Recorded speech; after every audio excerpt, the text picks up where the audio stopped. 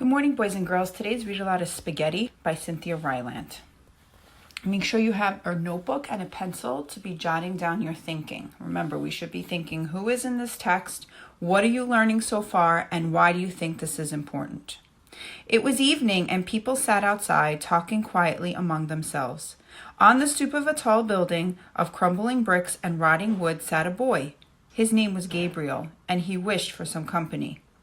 Gabriel was thinking about things. He remembered being the only boy in class with the right answer that day, and he remembered the butter sandwich he had for lunch. Gabriel was thinking that he would like to live outside all the time. He imagined himself carrying a pack of food and a few tools and a heavy cloth to erect a hasty tent. Gabriel saw himself sleeping among coyotes, but next he saw himself sleeping beneath the glittering lights of a movie theater near the bus stop. Okay, boys and girls, let's pause and think about who is in this text and what are we learning about so far. Gabriel was a boy who thought about things so seriously, so fully, that on this evening he nearly missed hearing a cry from the street. The cry was so weak and far away in his mind that for him it could have been the slow lifting of a stubborn window.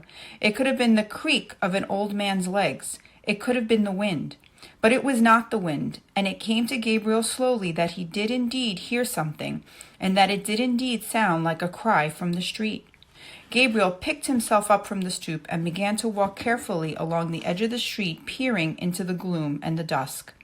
The cry came again, and Gabriel's ears tingled, and he walked faster. He stared into the street, up and down it, knowing something was there. The street so gray that he could not see. But not only was the street gray, there, sitting on skinny stick legs, wobbling to and fro, was a tiny gray kitten. No cars had passed to frighten it, and so it just sat in the street and cried its windy, creaky cry, and waited. Okay, boys and girls, we're going to pause again. Who's in this text? What are you learning so far? And why do you think this part is important?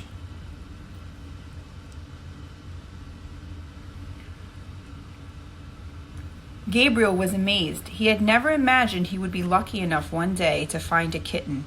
He walked into the street and lifted the kitten into his hands.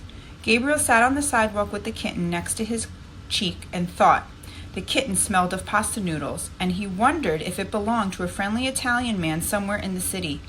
Gabriel called the kitten Spaghetti. Gabriel and Spaghetti returned to the stoop. It occurred to Gabriel to walk the neighborhood and look for the Italian man, but the purring was so loud, so near his ear, that he could not think as seriously, as fully as before.